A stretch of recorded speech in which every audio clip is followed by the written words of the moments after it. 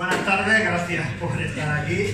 Ahora os voy a comentar un poquito por qué yo voy a hablar de supervivencia. Antes de hacer geocaching, como todos teníamos un hobby. En mi caso eran las motos, las armas de fuego y el Airsoft. Dentro del Airsoft era el presidente de una asociación de Airsoft en la que, aparte de jugar, para que no sepa, el Airsoft es como un paintball, te tiran bolitas de plástico 100 milímetros, aparte hacíamos técnicas de supervivencia. Técnicas de supervivencia deportivas. Hay varias técnicas de supervivencia, las más conocidas son las deportivas, es decir, la que tú tienes un curso, llevas equipo, y la primitiva. La primitiva es la que te sueltan en un bosque sin nada. O sea, ole, venga machote, para arriba. Esa no la he hecho yo. Sí que el conocimiento de las técnicas te puede ayudar, pero además el curso lo hicimos con un inglés, un teniente de la Marina de la Royal Salt Británica, pero si alguien se interesa más, hay cursos por todos los lados que puedes hacer al nivel que tú quieras llegar.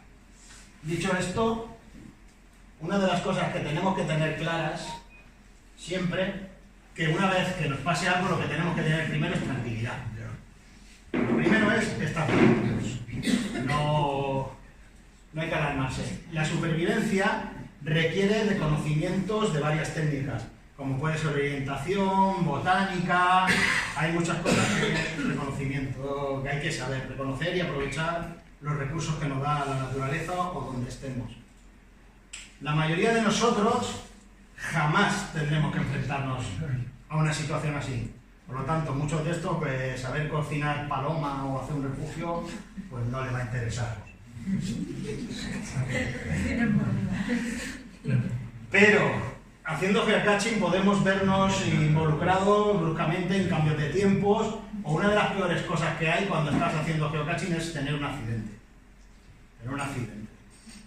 Y todos somos conocedores de la falta de cobertura, de que nos falle el todopoderoso 4G, por lo que es importante conocer cosas. Nadie está totalmente preparado para encontrarse abandonado y solo en un lugar remoto.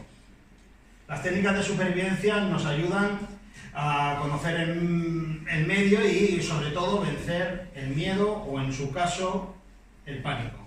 Sin duda, el mayor peligro que hay es el pánico, el miedo no tanto. Debemos tener en cuenta que una situación de supervivencia es una prueba de resistencia. Y lo que nunca tiene que faltar o fallarnos en una situación así es la voluntad. O sea, el tener voluntad es el factor más importante. Al final todo se reduce a una actitud psicológica. O sea, si estamos mentalmente preparados que vamos a salir, saldremos. Si no, lo tenemos muy mal. El miedo en una situación de supervivencia es bueno. El miedo es bueno. Es una reacción natural, pero agudeza los sentidos y prepara el cuerpo para luchar. La cara oculta del miedo es el pánico. El pánico es destructivo, impide analizar la situación y tomar decisiones positivas. Lo dicho, conocer las técnicas de supervivencia inspira confianza y es un parte importante para salir de las situaciones. Para esto, la mejor arma que tenemos es estar preparados.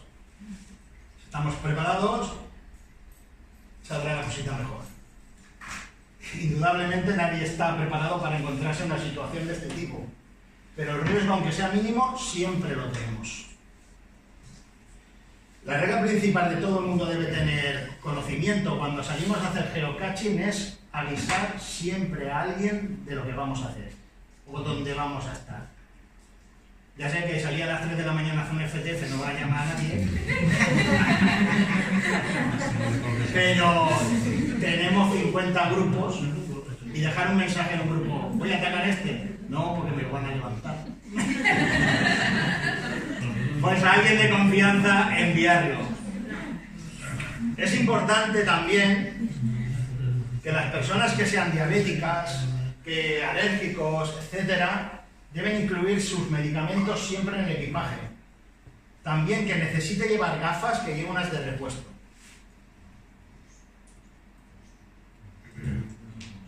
La preparación física es importante. Lógicamente, tendrá más posibilidad de sobrevivir alguien que esté en buena forma de quien no. Eso está claro.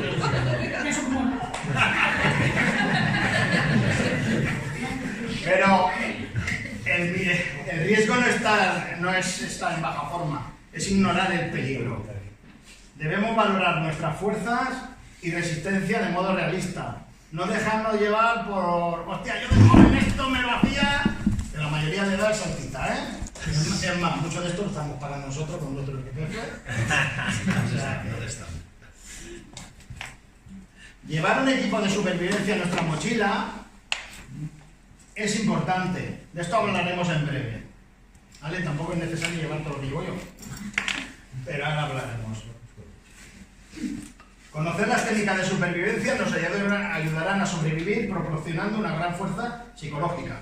Es normal. Si estamos preparados, nos irá todo mejor.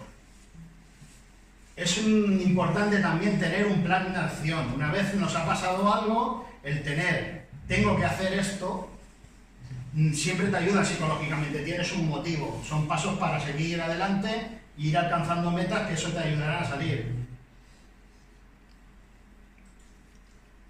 El análisis de la situación. Se debe analizar la situación para organizar un plan. Quizá te haya heridos, o amenaza algún peligro, ya puede ser un incendio o todo lo que sea. A la hora de tratar un plan hay que establecer prioridades.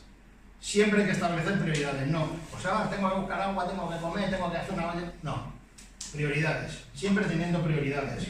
En ocasiones, dependiendo de la situación correcta, pues tendremos que cambiarlas. Pero es importante tener unas prioridades de lo que tenemos que hacer. Ejemplos. Prestar primeros auxilios, si hay alguien herido. Preparar señales. Abastecerse de agua. Preocuparse de un refugio. Abastecerse de comida. Preparar para desplazarse. Son las prioridades que podemos establecer. También todo depende siempre del sitio. Yo siempre lo he dicho. Siempre lo he comentado esto cuando hago de supervivencia. Cuando nosotros con el monitor que estábamos, me decía, pues hoy voy a enseñar a cómo sobrevivir en el desierto del Mojave. Digo, hostias, a mí eso no me sirve de nada. Dice, ¿por qué no te sirve? Porque además el inglés era, ¿por qué no te sirve? Digo, porque para ir al desierto Mojave primero me debo gastar 2.000 euros en un billete de avión. Cogerme el avión, llegar a Las Vegas, coger un avión, un coche, alquilarlo, llenar gasolina, tirar para el bosque y ahora te apañas. Me lo he buscado. Seamos realistas, tenemos que saber dónde vamos y lo que necesitamos para llevarnos.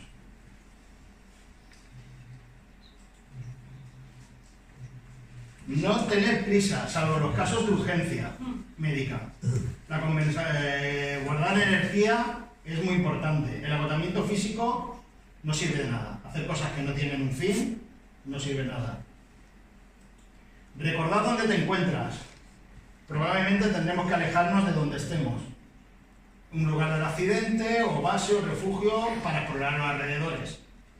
Hay que analizar los rasgos del paraje, un mapa mental, debemos marcar el camino para saber volver, todo eso que todos sabemos, que no hacemos ninguno cuando salimos. Bueno, adelante. Dominar el pánico. Dominar el pánico. Debemos ser optimistas y confiar en ser rescatados. Pero también debemos prepararnos para afrontar futuros problemas. Improvisar. En una situación de supervivencia, siempre hay que hacer algo. No podemos estar ahí a la sopa boba. Nuestra inventiva, pensar, aparte aumenta nuestra confianza. Es importante, yo lo digo, tener confianza en que vas a salir es muy importante. Importante también es valorar tu vida. No debemos correr riesgos innecesarios que puedan provocarnos un accidente. También hay que tener en claro que no es lo mismo la supervivencia individual que en grupo. Y no es lo mismo la supervivencia individual en grupo o ir a pie o en vehículo. Son cosas diferentes. Hasta aquí más o menos entendéis por dónde voy, ¿no? Que tenemos que tenerlo claro, que tenemos que saber lo que tenemos que hacer, que tenemos que ser optimistas, estar preparados. ¿Alguna duda sobre esto? ningún aporte. El equipo de supervivencia. Más importante. Cuando estemos haciendo la mochila, aparte de tener en cuenta la ropa, el calzado o artículos recomendados para la zona que nos vamos a dirigir, es importante contar con un mínimo de un pequeño equipo de supervivencia. El equipo básico de supervivencia debe caber en una bolsa pequeña. Este es el equipo básico de supervivencia. Uno compone, Y debe permitir la supervivencia durante varios días sin demasiados problemas. En teoría hay kits, lo podréis encontrar por cual del lado, tienen que ser 72 horas. Pero siempre esto es importante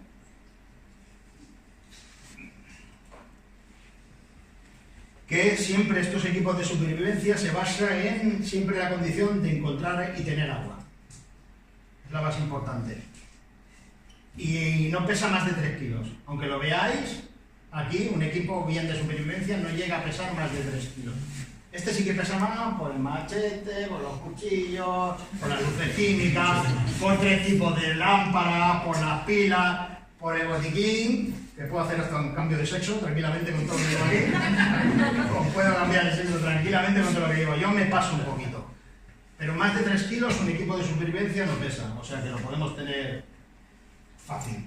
Lo venden, no es algo que yo fabrique. Parte del equipo puede introducirse en una pequeña caja, como una caja de bombones. ¿Por qué? Porque aparte de tener todo lo que hay aquí dentro,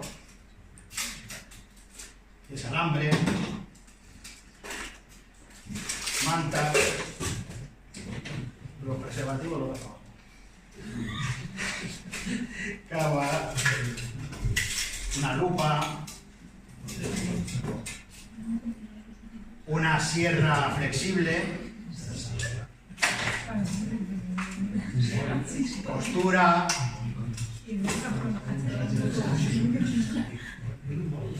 para pescar, no pesa más de 3 kilos.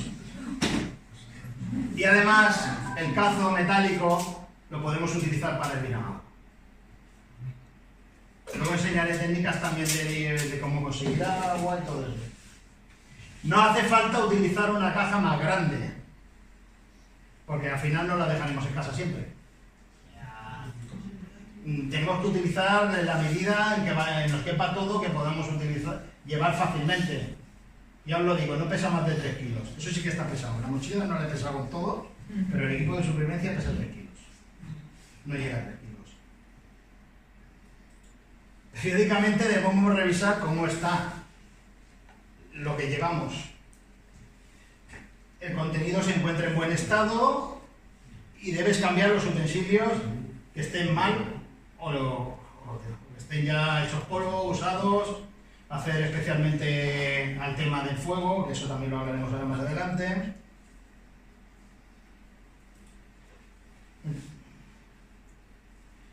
El botiquín, en todas las cajitas que contengan medicamentos, marcar la fecha de caducidad, dosis que se debe de tomar y cuándo debe cambiarse. Medicamentos siempre tienen que tener las fechas marcadas. También llevo unas pinzas para la pata,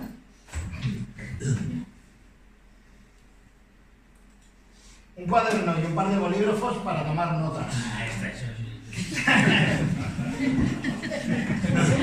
Nos puede servir para inventariar nuestro equipo, saber lo que llevamos, o hacer un pequeño mapa de dónde estamos o dónde queremos ir. Equipo de supervivencia, vamos allá. Un cuchillo. Típico cuchillo de supervivencia. ¿Cuántos jabalíes has matado eso? Luego de eso hablaremos. De eso hablaremos también. Cantimplora. Si es mejor con vaso, mejor. Con vaso mejor. Cerillas. Bueno, yo para hacer fuego, aparte de las cerillas, que las llevo aquí, Hay un truco, si no te quieres comprar las cerillas impermeables, es pintarlas con esmalte de uñas. Impermeabiliza. Y sobre todo, si lleváis cerillas, poned el rascador. Es importante poner el rascador.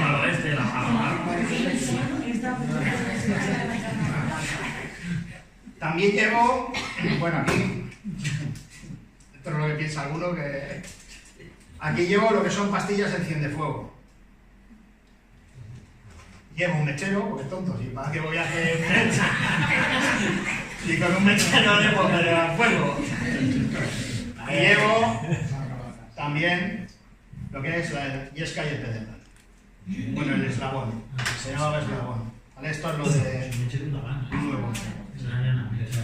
Es lo que hace chispas. Si falla todo esto, estoy jodido. Yo lo llevo todo, porque si puedo encender un fuego con una cerilla y con un mechero, ¿para qué voy a usar otra cosa? También hablaremos de técnicas de hacer fuego en el caso de que no tengamos estas cosas. Una linterna. Si es estanca y con dinamo y solar, mejor. ¿Vale? Es una de las que venden por ahí, que hace así. Las cargas. Nada, y solar. De IP68 que se tira, que se sumerge. Vale, nada y menos. Aparte del frontal, linterna, KV que llevo yo. Una vela. Una vela. Para momentos románticos cuando te pierdes. En la nieve, si nos hacemos un refugio dentro de la nieve, que también os comentaremos algo, una vela te puede subir entre 4 y 6 grados la temperatura interior. Una vela. Brújula, un espejo para hacer señales, una funda de supervivencia, yo uso esta que ya está barata, cuerda resistente, bueno, yo llevo 100 metros de cuerda de paracaidista, aparte sirve para abrir coches, eso ya es una clase aparte. Es interesante. Se lo diga a la Pilar de Betillo. 2 metros de tubo de plástico, más o menos. Si tenemos que beber agua de un charco o sacar agua de un charco o del barro, sirve para estirar y pasarlo a otro lado, para pasar agua. 20 metros de cuerda, una olla con tapadera, silbato, un recipiente estanco. Luego va bien también llevar terrones de azúcar, café, té. O sea, no es lo mismo, sopas, pastillas de caldo, un soplo de creme, va muy bien, no es lo mismo calentarte por hora. No vamos a tener una supervivencia de una semana. Aquí las distancias no son así, pero no es lo mismo irte a dormir habiéndote tomado algo amargo, una sopa, aunque sea mala, que irte sin comer nada, sobre todo psicológicamente. La sierra flexible, que he hablado de ella, aguja e hilo, los preservativos. Curioso, ¿no? Aparte de servir para hacer flotar, el poco espacio que tienen, cabe 1 litro de agua en un preservativo. Bueno, algunos dirán, a mí me cabe todo.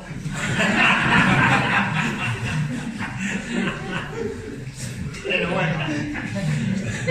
Y pastillas potabilizadoras de agua. Que de esto hablaremos ahora también.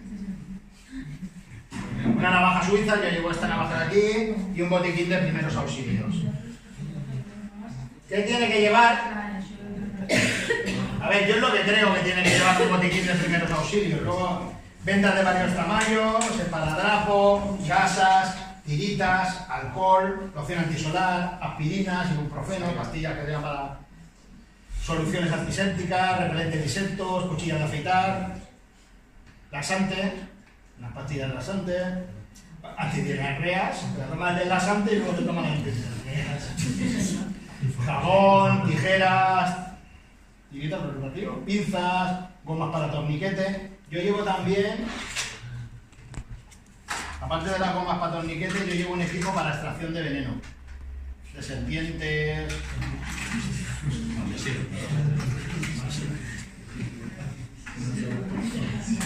Guante de goma, aguja de coser y hilo, que ya aprovechamos. Con la aguja de coser y hilo te das puntos igual, ¿eh? Te queda un poco de cicatriz, pero estos 3 puntos están hechos con hilo normal, ¿eh? Voy a contar una historia bonita. Pastillas contra el dolor y crema para quemaduras. Hay unas cremas que valen para todo, que se llaman para todo. Esas cremas están muy bien porque te sirven para frituras, quemaduras, golpes. Es interesante y así no tienes que llevar 50 cosas. ¿Alguna pregunta sobre el equipo? ¿Sobre algo? ¿Sobre el botiquín? ¿Has hablado de mantas o lo he escuchado? Mantas. ¿Estos son mantas? Esos son mantas.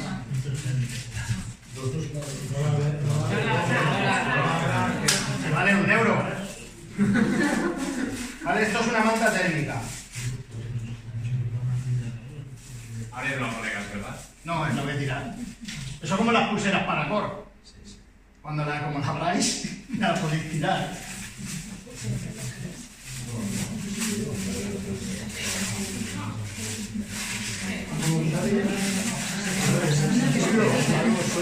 Ya te han muerto, ¿eh? Cuando lo abres.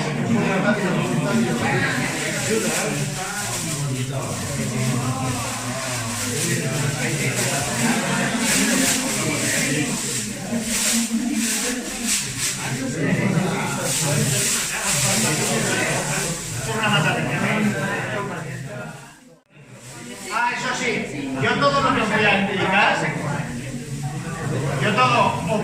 y ya puntualizaré las cosas que no he hecho. Hay cosas que yo he puesto en práctica, pero no las he acabado haciendo. Todo lo que os estoy diciendo, yo lo he hecho. Beber agua de charcos, lo he hecho. Ya está, vamos a dejarlo ahí. Las únicas cosas que he hecho que la Silvia sabe alguna y vomita. El refugio. Importante. Está claro que el refugio, la función principal es protegernos de los peligros del medio ambiente. Un calor extremo puede producirnos un síncope o un golpe de calor y el exceso de frío produce hipotermia y congelación. En las zonas pantanosas nos pueden devorar los mosquitos y nos podemos calar hasta los huesos mientras dormimos.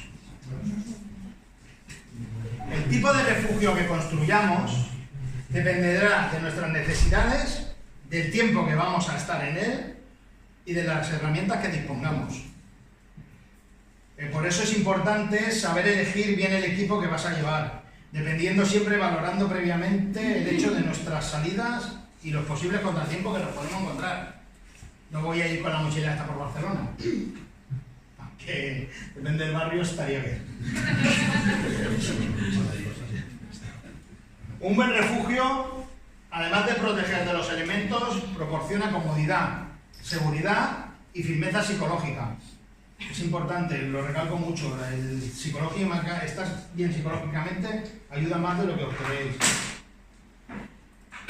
El lugar del emplazamiento lo buscaremos en lo posible, en un lugar seco y al abrigo del viento, lejos de agua estancada o de pantanos. Debemos evitar que nos coman los mosquitos y lo ideal sería tener cerca agua, un curso de agua.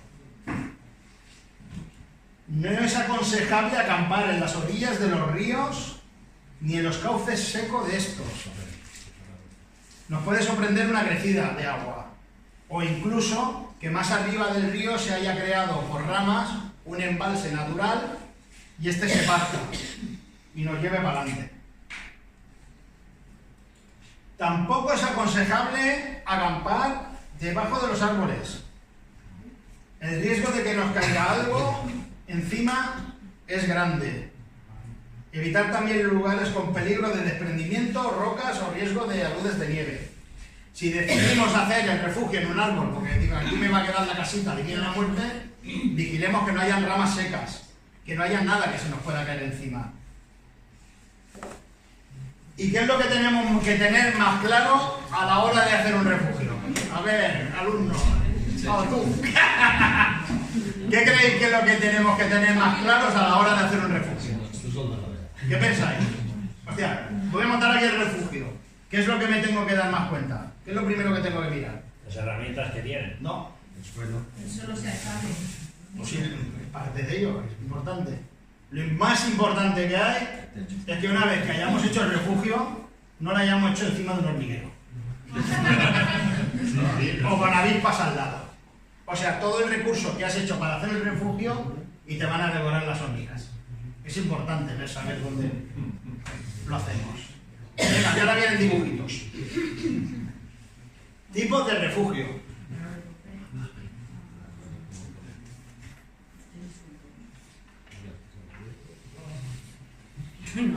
Se pueden catalogar en 3 tipos. Vehículos, si no hemos tenido un accidente del coche, refugios naturales y refugios improvisados. Está claro que los refugios, como es el vehículo, si sufrimos un accidente y nuestro vehículo aún está habitable, es un buen refugio. También prestar atención a lo que lleve el coche y nos pueda servir. En el coche hay muchas cosas que se pueden servir. Si tenemos que hacer fuego, podemos usar la batería, el aceite echa un humo negro bastante fuerte. Hay que aprovechar todo lo que sea. Ya está hecho polvo el coche, o sea que tampoco va a salir. Podríamos traer el tuyo y hacer unas pruebas, más o menos. Los refugios naturales son aquellos cuya construcción requieren poco o ningún esfuerzo. Rocas, cuevas, formaciones del terreno, vegetación, hendiduras, lo típico, una bomba.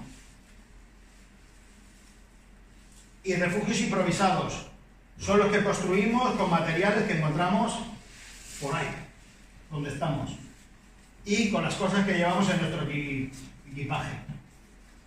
Os he puesto unos ejemplillos, los he hecho todos. Refugio con una lámina de plástico. Esa lámina de plástico grande. Si disponemos de una lámina de plástico, podemos improvisar un refugio teniendo una cuerda entre los árboles, un tipo canadiense, y ya está. O sea, colocamos una cuerda, 2 piedras y ya tenemos un refugio improvisado. En los extremos colocaremos piedras, podemos poner piquetas improvisadas con ramas de árboles, se pueden hacer bastante cosas.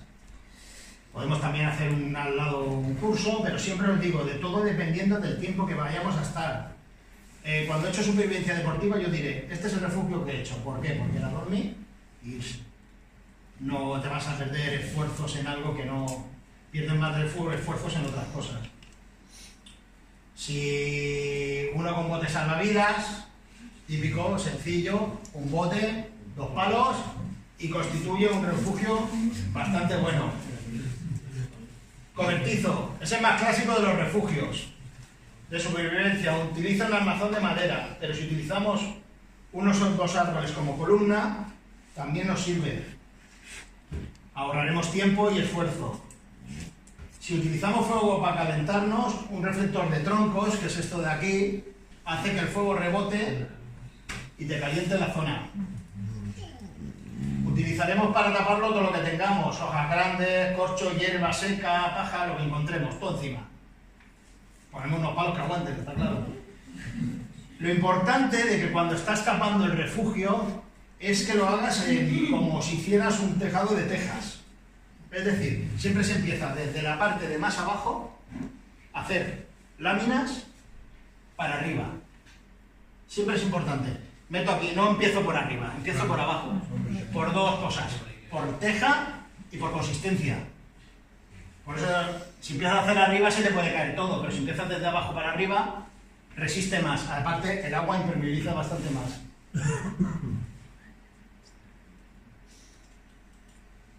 Refugio con un árbol. Caído. Hay que cortar algunas ramas.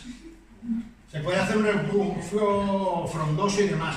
Este es un refugio bastante improvisado que no te protege del agua. Aquí te pone chopa.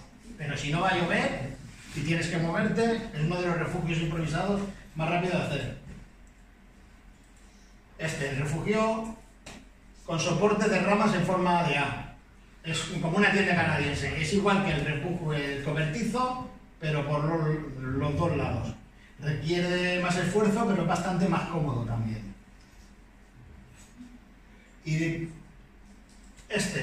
refugio de tronco. Es un tipo de refugio únicamente apropiado para pasar corto periodo de tiempo, porque no suele ser muy cómodo. Suele estar bastante apretado.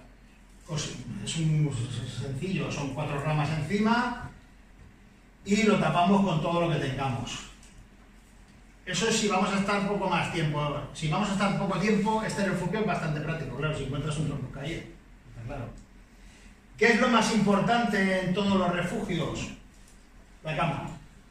Cuando cuando alcanza niveles de supervivencia, te hace esta camita. Tienes la vela y Claro, ahí ya, pero eso es una técnica superior. Ahí los condones, ¿no? Ahí, van aquí la cajita, te talles algo. Es parte fundamental en un refugio. Debe ser blando, seco, horizontal y caliente. Excepto en el desierto, que tiene que ser fresco. Esto se logra, se consigue escogiendo bien el sitio donde vas a hacer el refugio. Es muy importante saber el buen emplazamiento. Huir de las zonas con humedad, quitar los palos y piedras que pueden haber en el bajo y aislar bien el suelo con todo lo que tengamos. Y este de aquí, el topo, con la lámina, se usa en desiertos.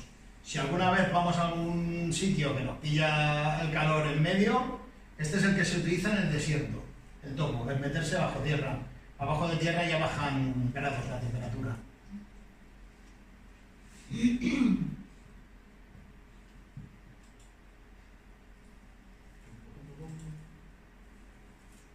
Vale. Cuando el frío se acerca a valores extremos, el refugio se convierte en nuestra primera prioridad.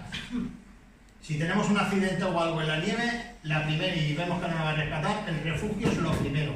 Antes que la comida, antes que todo. Es lo más importante. Bueno, no debemos olvidar que si hace viento agrava la sensación térmica, eso es lógico. Y el propósito fundamental del refugio en zonas frías es retener nuestro calor. El producido por otras fuentes de calor que podamos emplear, para eso es necesario que no haya corrientes de aire y que el refugio no sea más grande en exceso. Un refugio pequeño se calienta más rápido y da menos trabajo que uno grande. Para limpiar y eso siempre es mejor que sea más pequeñito.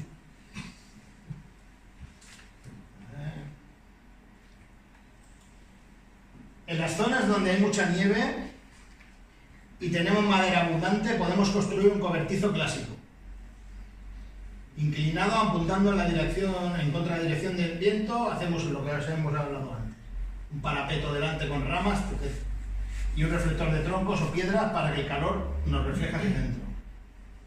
Los tipos de refugio que podemos hacernos en la nieve, es importante, es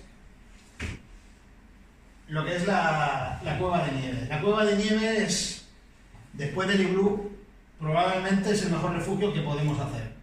Se necesita una pala u otro utensilio improvisado. Si estamos esquiando, haciendo raquetas de nieve, la misma raqueta de nieve, hacemos un agujero y nos metemos dentro. Como veis, en la parte esta es hacer un hueco, aquí habría que hacer un orificio de ventilación y la puerta la hacemos como un muñequito de nieve. Dentro una vela, lo que es una simple vela, nos subiría mucho la temperatura.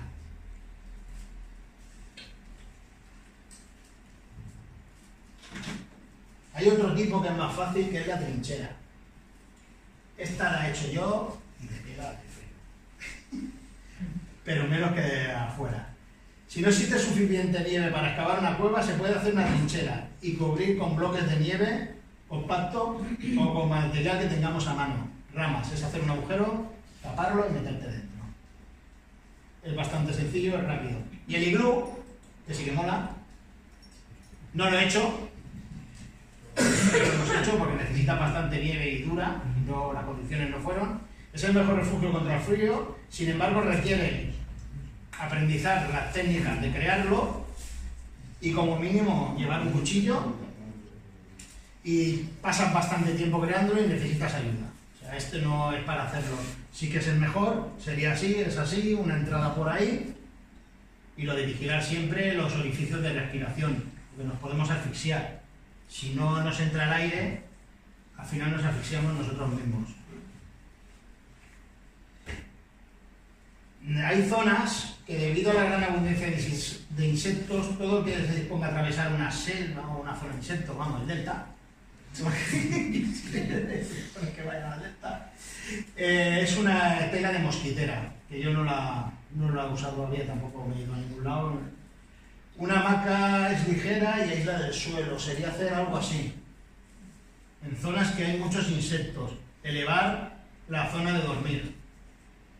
Y con la mosquitera te tapas. Que ya no me cabe mucha cosa, vamos, chico. Entonces, encender y mantener el fuego. ¿Alguna pregunta sobre las... ¿Alguna duda? ¿Alguna sobre los refugios? ¿Ninguna? Bien, vamos bien, perfecto. Pues esto... A ver. Vamos a ver. En situaciones de supervivencia en la zona fría, la vida puede depender de nuestra capacidad para encender y mantener el fuego. Sin llegar a estos extremos podemos, no es necesario, que hostia, me voy a morir porque no. Pero a lo mejor necesitamos hacer fuego para secarnos o hacer fuego para las señales de los equipos de emergencia. Vale, para atrás. Bueno, en cualquier caso no debemos olvidar que el fuego es peligroso. Debemos seguir todas las normas de seguridad al hacer un fuego. No hagamos hogueras más grandes de las que podemos controlar, eliminar las ramitas y todo material combustible en un radio de 2 o 3 metros, no haga cerca de maleza o hojas, ten siempre cubo, arena o algo para, por si saltan espurnas para poder apagarlo. Y siempre debe llevar en nuestra mochila equipaje, especialmente si vamos a atravesar, un mechero, lo que hemos hablado antes, mecheros, cerilla, yesque pedernal. Esta cuerda es de las que se usa para los petardos, las mechas, que sirven para varias cosas, no solo sirve para hacer el fuego y quemar, luego lo explicaremos. Os lo explicaré, vamos, para que puede servir también. Siempre debemos prestar atención donde vamos a ubicar el fuego. Es buena idea excavar un hoyo para hacer el fuego. Excavamos un hoyo y lo rodeamos con piedras. Cuando salgamos el campamento, claro, esto es una técnica, nosotros cuando salíamos el campamento teníamos que dejar todo como si no hubiera habido nadie allí. Los cojones. Había que había estado gente por todos los lados. Menos una vez, un día lo conto, esto no para explicarlo una vez, en una de estas salidas vinieron 2 albanos kosovares a hacer prácticas con nosotros. Estamos muertos, ¿eh? Son unas máquinas. Cuando taparemos las cenizas, eso sí, siempre tapadas las cenizas, para que no bajemos por la montaña y le estemos pegando fuego por el otro lado, porque al final nos puede coger.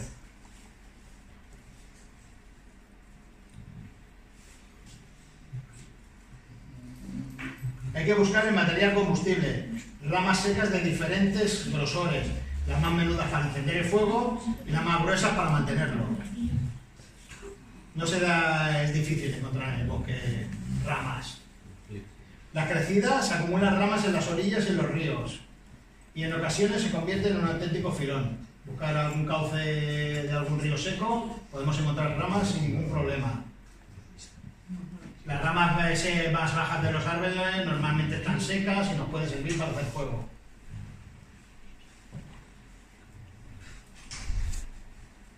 ¿Vale? Para encender el fuego utilizaremos, eso es importante, no llevando un mechero, aunque parezca mentira, hostia, tiran una botella y arde el bosque. Tú vas con un mechero para hacer una barbacoa y está allí que solo sale humo. Siempre tenemos que usar leña fina y son las 2 técnicas que existen para encender fuego, lo que es el tipi y el cobertizo. Tipi es este, cobertizo es este. para encender fuego. En las bases ponemos lo que se llama la yesca, que puede ser hierba seca, madera que hayamos cortado con el cuchillo finita, todo lo que es pequeño, hojas secas, todo eso es lo que primero que le damos fuego. No todas las leñas arden de igual manera y ni desprenden el mismo calor.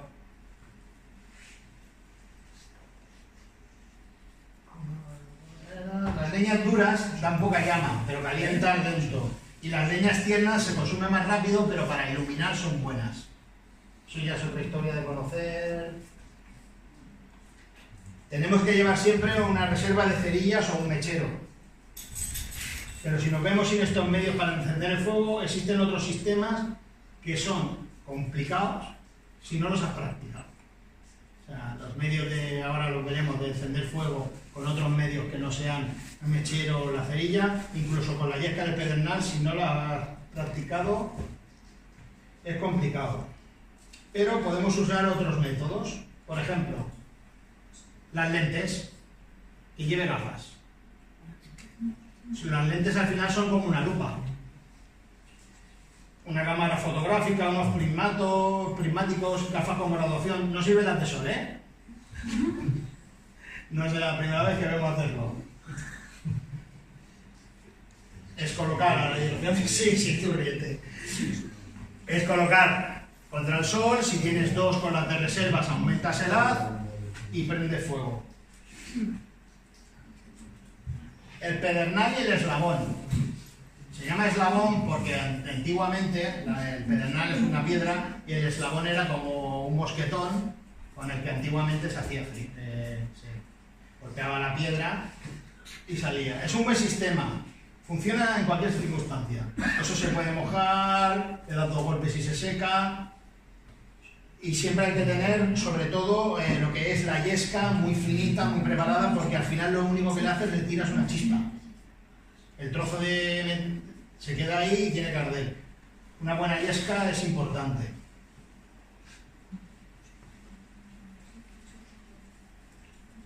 El arco de rodamiento.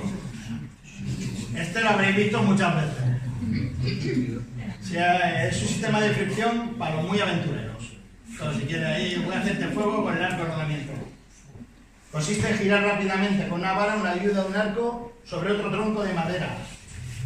Es palo, madera, esto es para apoyar la mano y el arco. Y es mover de adelante para atrás para que se vaya moviendo.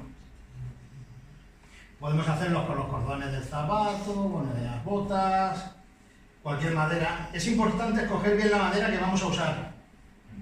Si queremos que el método funcione, deberemos frotar madera blanda con madera dura. O sea, no vale la misma madera. O te encontré una rama de pino y una base de pino, no te arderá.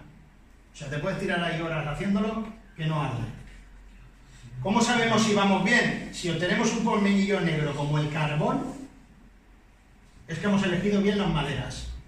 Y al final, dándole, saldrá fuego. Si sale como un polvo vasto y arenoso, hay que cambiar una de las dos maderas. Sí que hay una lista de madera blanda, madera negra, pero tú lo sabes eso. Si al frotar las dos sueltas como carbonilla, puedes llegar a conseguir fuego. Es igual que la dura sea abajo o la dura... Sí, es lo mismo. Tienen que ser diferentes. Es lo mismo. Es mejor que la dura sea arriba, pero si el palo que has encontrado te va perfecto para esto o lo otro, pero es complicado hacer fuego con esto. Otro sistema que es bastante fácil es el método de correa. Este método consiste en coger la cuerda y puedes usar tiras de ropa. Si no tienes cuerda, puedes usar ropa y una madera blanda. Nada, escoger así, poner la yesca, que pase por la yesca y le va dando.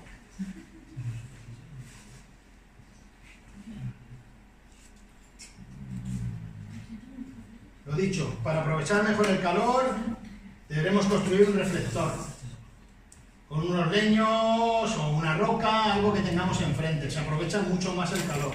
Un árbol grueso, hay que tener cuidado con la dirección del viento. Los fuegos para cocinar es mejor una hoguera pequeña. Se consume menos leña y es fácil de mantener. Siempre es más práctico cocinar sobre una brasa que sobre llamas. Podemos construir un hogar que nos puede servir la cazuela, así con una rama o entre dos piedras. Yo creo que eso es más sabido como todos. Si tuviera un asa, esta es de la mejor forma de que puedes cocinar, con un palo. Aparte lo puedes manejar, lo puedes quitar. ¿Una pregunta? ¿Cómo hacer fuego? ¿Alguien quiere hacer fuego? Buscar agua. Aquí está aquí la botella, mira, la tengo aquí.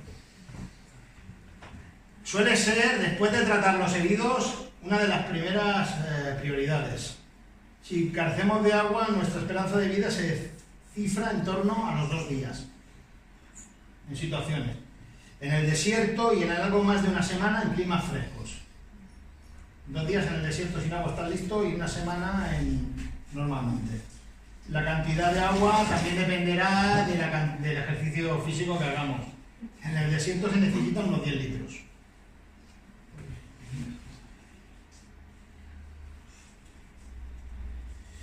En la búsqueda de agua, el mayor riesgo es una intoxicación, bien sea por contaminación bacteriana o por ingerir parásitos. Por consumir aguas de arroyos que discurren entre prados sometidos, por ejemplo, a abonos de purines. Bebemos el agua que viene de una granja que está ahí por perdida y que tiran toda la mierda al río. El consumo de aguas contaminadas puede producir enfermedades como fiebre, tifoidea, cólera o disentería. Pero no solo al beber el agua, también al bañarnos en aguas estancadas y contaminadas. También corremos riesgos. No se debe beber agua salada. Eso lo sabemos todo. Porque el sal en alta te colapsa los riñones y te provoca fuertes dolores. Aquí ya podemos discutir. Tampoco se debe beber orina. Tampoco es recomendable beber orina. Da igual, tu vicio es un vicio.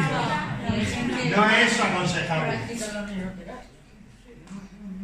Si existe riesgo de contaminación, hay que purificar el agua y esperar 1 hora al menos antes de consumirla. En ocasiones, la única agua que podemos conseguir será la que se encuentre estancada en charcos sucios por agua y todo eso. Antes de beberla, debemos purificarlas, aunque veamos que sean buenas. Yo he puesto 3 métodos. Hay más métodos, pero estos son los que yo creo que son más interesantes. Las pastillas potabilizadoras. Es el más práctico y es efectivo al 100%. Consiste en añadir al agua una pastillita 1 litro. Lo que libera son iones de plata, que acaban con todos los gérmenes y no producen daño alguno si nos sobrepasamos de la dosis. O sea, hostia, que tengo una botellita de 3 cuartos y voy a para una. ¿Le voy a cortar media? No. Si la he hecho entera me la bebo. No nos va a pasar nada porque se pase la dosis. Esto se vende en caja de 1, 2, 10. No vale mucho. No ocupa mucho. Y las hay también para 1 litro, estas son de 1 litro. Las hay de 5, de 20, pero las echas, te esperas 1 horita y te la bebes. El yodo. Para desinfectar agua, se tritura yodo. Es una técnica, o sea, si encuentras la planta de yodo, tú puedes usarlo para purificar agua, a menos que no tengas nada.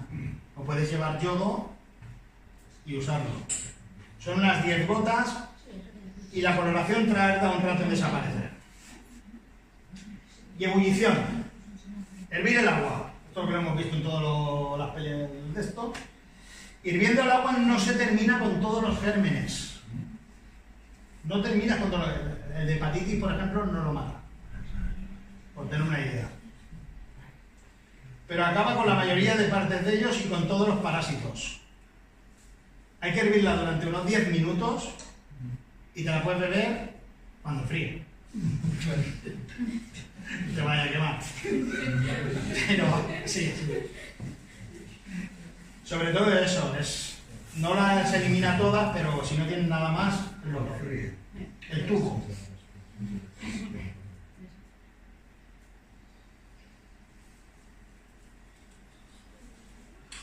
Habrá veces que el único agua que podamos beber es el que nos encontremos en un charco de barro lleno de tierra, hierbas, moho. Pues el agua hay que limpiarla. Una de las formas más sencillas es dejarla en un recipiente que llevemos, dejarlas varias horas para que el agua caiga y luego con un tubo mismo va chupando el agua y lo va pasando a otro cazo. El agua que queda en la parte superior. Siempre más baja. No te gastas energía, siempre más abajo. El filtro. También podemos filtrar usando varias capas de tela, arena, una caña de bambú, por ejemplo, la podemos agujerear y le ponemos hierba. Podemos filtrar el agua. Y la última es con la cuerda. Esto, si queréis hacer el experimento en casa, es muy divertido. Cogéis un vaso de agua sucia, colocáis un vaso, el sucio, más alto arriba, el otro vaso abajo y lo dejáis. Al cabo de un rato todo el agua sucia se consume y pasa al otro vaso limpio. Es por capilaridad. ¿Cuántas horas? Lo que haga falta, depende de los litros que le metas. No tienes prisa, estás perdido. Ve haciendo ¿Estás perdido? Te he perdido al río. Pero tienes sed, hostia. Lo podéis probar en casa, es divertido de hacer, ¿eh? Os pones los vasos y por capilaridad te pasa el agua limpia al otro vaso. Se puede usar cordón, se puede usar lo que tengas.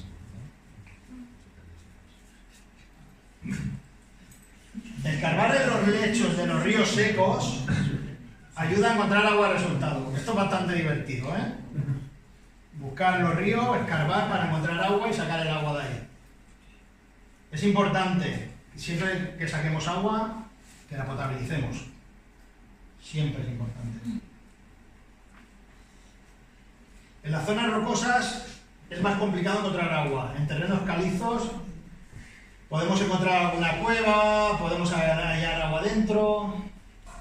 En zonas volcánicas las rocas de lava son porosas y a veces permiten hacer pequeños manantiales. En las zonas volcánicas suelen haber pequeños manantiales de agua, se encuentran. Una fuente de agua, incluso en los desiertos, es la condensación que se produce por las mañanas, debido a la oscilación térmica entre el calor y el frío. El agua se condensa sobre las hojas de las plantas y sobre las superficies metálicas. Las podemos recoger, esta es otra técnica bastante... Si tienes prisa para beber, vas a las zonas que tengas metálicas, coges una esponja o un trapo, vas cogiendo el agua y lo vas tirando al vaso. Hay métodos más asquerosos de beber, ¿eh? Que no lo vamos a decir.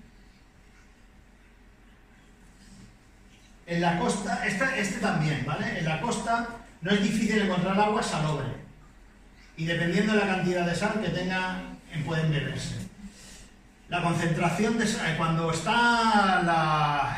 ha habido plena mar y hay baja mar, el agua que se queda, la concentración de sal que se queda en el agua que flota, que está arriba, es menor.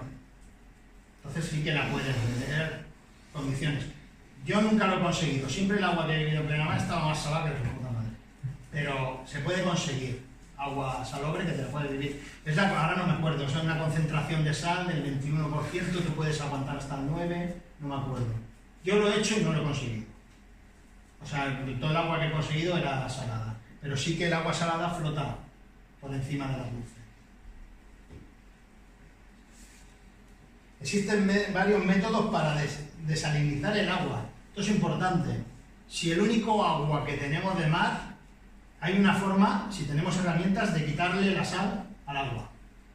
Es sencilla, también es divertida de hacer, así que sale, ¿eh?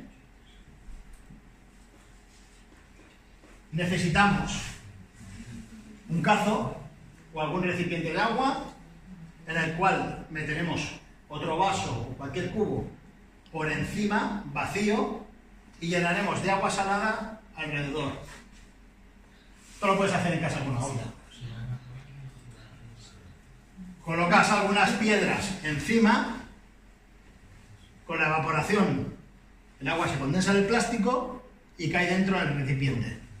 Ya le has quitado la sal al agua. Esto sí que lo he hecho. Podéis hacer una prueba en casa, si queréis, con una olla. Cogéis agua salada, lo ponéis en una olla, así no tenéis que estar esperando ahí solo. Y lo probáis, y cae el agua.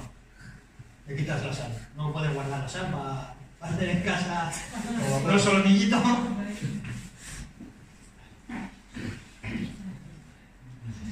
Podemos obtener agua derritiendo el hielo en la nieve. Es mejor el hielo que la nieve, ya que nos permite obtener el doble de agua con la mitad de calor. Una cosa es importante: cuando cojamos y vayamos a derretir nieve, vamos echando nieve poco a poco. Si le pegamos el fuego, lo echamos poco a poco. Si echas nieve de golpe, la nieve es porosa. Es decir, tú estarás calentando agua, la nieve chupará el agua para arriba y quemarás el cazo. La nieve se tiene que ir echando poco a poco. Y siempre, si podemos hacer hielo, mejor que la nieve. Cuando no encontremos agua por nuestros medios, podemos recurrir el agua que se encuentra almacenadas en plantas. Como norma de seguridad, no beberemos siempre plantas que tengan savia o la típica semita lechosa, son tóxicas. Tampoco debemos ni comer, porque también las plantas veremos si comen. Los animales también necesitan beber. Observar sus desplazamientos a primera hora de la mañana o a última de la tarde puede darnos pistas dónde se encuentra el agua. Mirando a los animales podemos saber hacia dónde está el agua. No todas las especies de animales son buenas indicadores de agua. Los mamíferos grandes carnívoros obtienen agua de las presas y los herbívoros, como comen pasto, se dirigen más al amanecer y a la puesta de sol a beber. Es la que nos puede indicar dónde está agua. También las aves, es muy curioso, los pájaros, si os fijáis, al atardecer y al anochecer volarán más bajos. Cuando están volando más bajos es hacia donde van, hacia el agua. Una cosa curiosa que te puedes fijar y lo veréis. Una vez perdido, una de las cosas importantes es las señales. El fuego es una de las mejores formas de hacer señales para que nos rescate. Debemos tener en cuenta que las tres señales iguales son interpretadas como una salida de emergencia. Tú puedes hacer un fuego, una de las cosas que pasa, tú te pierdes, haces un fuego, pasa una avioneta y dice, mira eso, quemando el bosque, los cabrones, y se tira. Porque no sabe que tú estás haciendo unas señales. Es importante que siempre que se haga una señal de alrededor sean tres. Se interpreta como un SOS. Si haces una, puede interpretar que están haciendo barbacoa o lo que sea. Sin embargo, tres indicas que es una llamada de emergencia. De noche se ven mejor las llamas, pero durante el día es más visible el humo. En función de nuestras necesidades podemos obtener humo negro echando al fuego paños impregnados de aceite de motor, ruedas o todo lo que tengamos de goma. El humo blanco echaremos sobre hojas. El humo negro es más visible en días nublados o en un lugar que sea nevado o en el desierto, y el blanco es más visible en los bosques. O sea, en el bosque siempre humo blanco, que es lo que nos vamos a encontrar, más que otra cosa. Podemos hacerse una gran señal sobre el terreno. Con elementos que constaten un fondo y haga claramente visible, podemos escribir lo típico, escribir un SOS. Esto es importante. Cuando se está haciendo una señal en el suelo, que se puede hacer cavando, para que sea visible, esa señal tiene que tener por lo menos de largo al menos 10 metros. para que sea visible desde la altura de una avioneta.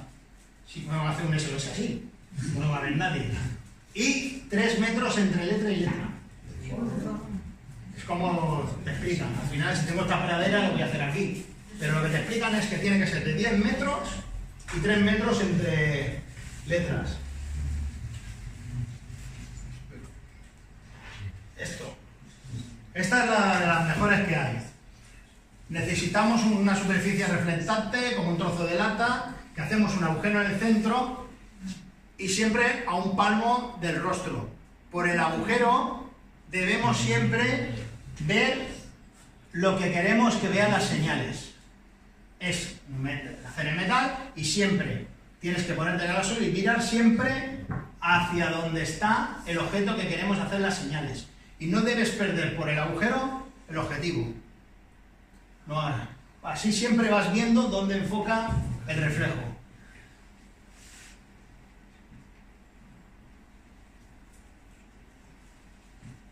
Puede ser que pase una avioneta y nos vea y tú empieces a hacer así. Y el de la avioneta diga, existen unas señales.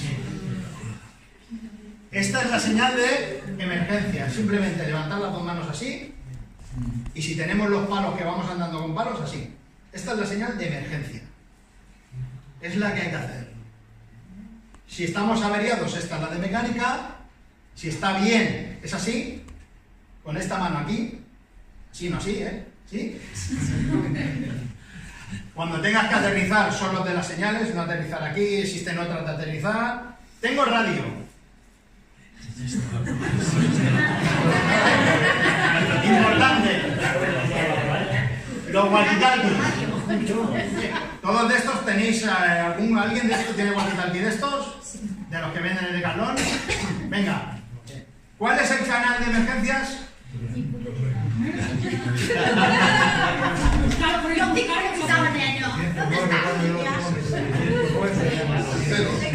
Canal 7, subcanal 7. El canal 7, subcanal 7. Es el de emergencia. El de la policía van por GSM, ya no, antes sí, ahora ya no. El 7-7 es el canal de emergencia, o sea, canal 7, subcanal 7. Y cuando necesitamos ayuda médica, una vez que nos ha visto, te tumbas. No, ahora te tumbas así. Como la misma señal, pero tumbado.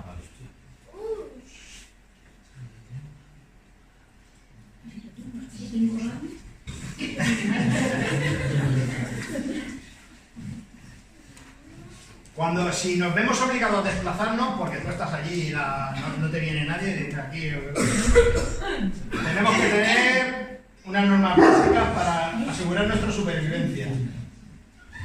Antes de dejar el refugio o el vehículo siniestrado, indicaremos siempre la dirección en la que nos hemos ido. Simplemente con piedras, con flechas, marcaremos hacia dónde hemos ido. Por si finalmente viene alguien allí, que sepa hacia dónde nos hemos dirigido. Debemos también dejar indicaciones en los caminos, en los cruces de caminos, porque para que nos encuentren más rápido. También nos proveeremos de todo lo que creamos que nos puede servir. El radiocassette del coche nos sirve, pero todo lo que creamos que puede servir, lo utilizaremos.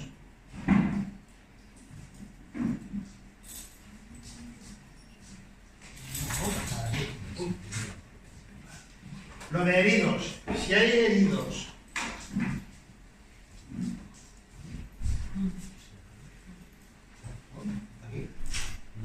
heridos, tenemos dos opciones: llevarlos con nosotros o que alguien del grupo se vaya.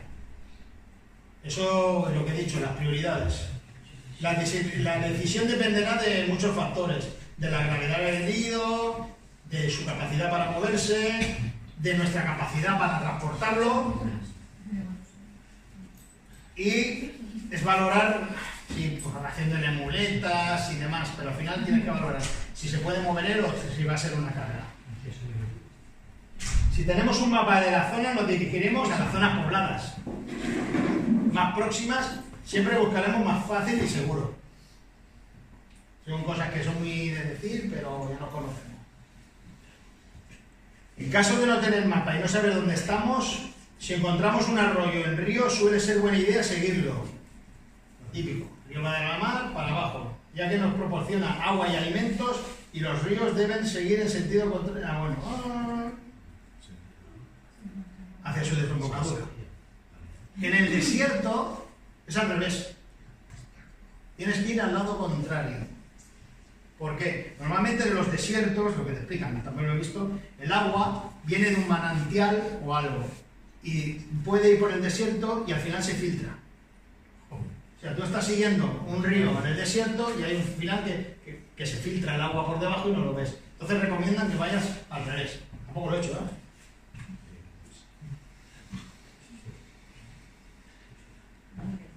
Si estamos en la costa, seguir la línea de esta. Lo que hemos hablado antes nos proporciona agua salobre y alimentos. A ver, y esto es básicamente lo que os quería decir, porque si esto se hace larguísimo, ya veréis. Tendríamos temas pendientes para hablar otra vez, otro día. En los métodos de orientación, cómo orientarnos. Todos sabemos con una brújula dónde está el norte, pero también nos podemos orientar dependiendo de donde haya musgo, incluso con los anillos de un tronco cortado. Si os fijáis en cuando veáis no todo, pero si os fijáis en un árbol que esté con los anillos cortados, normalmente el anillo hace una protuberancia, hace un giro así, hacia el lado que sale el sol. Tú miras así, verás que siempre hace el anillo redondo y hace así, hacia donde sale el sol. El uso de trampas y pesca. En la supervivencia también te enseñan cómo cazar, o cómo hacer trampas, o cómo pescar. Yo llevo unos aparatitos para pescar, todo pescado, pero existe un problema con el tema de las trampas. Todas las trampas que hagas para cazar animales son muy dolorosas para el animal. Eso hay que tenerlo claro. O sea, no hay trampa que pasa el conejo por ahí y hace ¡pop! Se muere. Son muy dolorosas. Yo las he hecho para hacer, pero no he cazado un animal. Si tuviera que hacerlo, lo haría. Aparte, muchas de esas técnicas están prohibidas.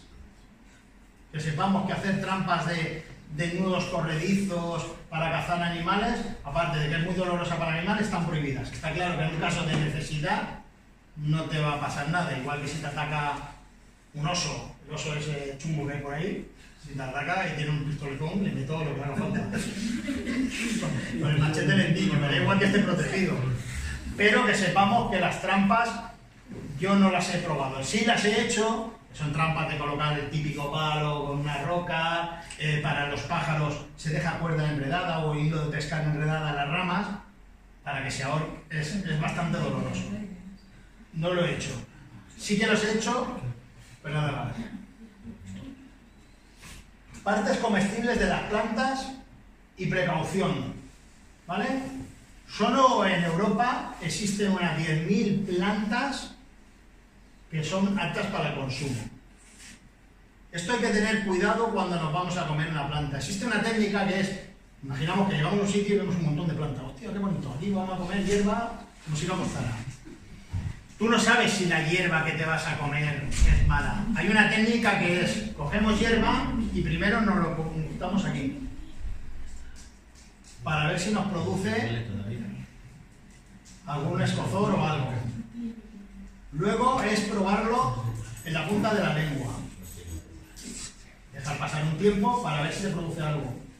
Luego, dejártelo en la boca un poco y escupirla. Si no te pasa nada, puedes comértela. Es una forma de probar si esa planta te la puedes comer. Y empezar, bueno, ya me la puedo comer, venga, un platazo aquí. Poquito a poco. Es una técnica. Esta técnica no sirve con las setas. Yo no las conozco. Yo veo las setas y para mí todas iguales. Pero no sirve con las setas esta técnica, ¿vale? Existe con las hierbas. El sol y el calor. Quemaduras solares, agotamiento por el calor, insolación. ¿Cómo se trataría? Protegerse del frío, hipotermia, congelación, ceguera por nieve. Son técnicas que hay que ver. Luego sería también hablar de vientos fuertes, huracanes, medidas que hay que tomar, como refugiarse ante un huracán, un viento fuerte, e inundaciones. También es técnica, ¿eh? Siempre tener una madera, subirse arriba para sobrevivir. Y las zonas más vulnerables. Ya no he querido hablar más porque a mí me salía 6 horas, ¿eh? Cuando empecé a hacerlo, digo, además es un tostón porque no vas a hacer ninguna práctica. Cosa importante que diría yo para la supervivencia, lo que hemos hablado siempre de estar prevenidos. De llevar un equipo, no tan bestia, pero llevar un pequeño equipo que nos pueda pasar una noche tranquilamente, podamos cubrir con una manta, que ya veis que lo que ocupa una manta de estas, una manta que te puedas proteger de la lluvia. Bueno, pues yo llevo... Esto es un poncho que se hace tienda. No pesa nada. No pesa nada de hacer. También llevo luz química. Tampoco es necesario. No sabía que era. La luz química. Todos sabemos lo que es la luz química, ¿no? ¿Alguien sabe lo que es la luz química? ¿No lo sabe?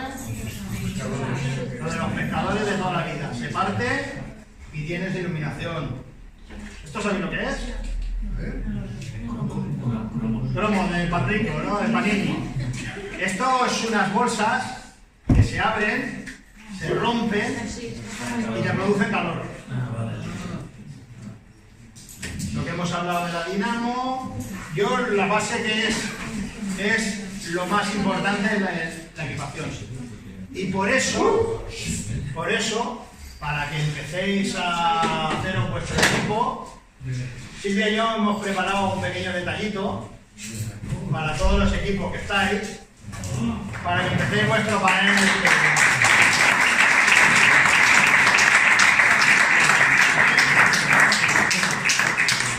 Se consta de un silbato, ya tenéis silbato, 2 pastillas de potabilizadoras de agua, ya podéis ir a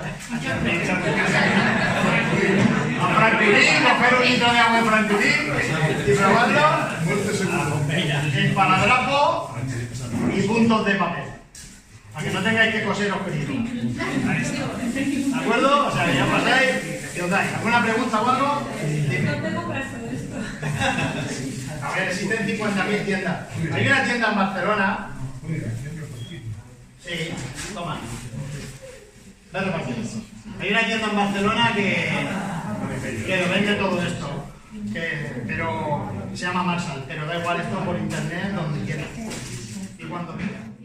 Pues bueno, donem per acabar la xerrada, la temàtica, un aplaudiment pel públic.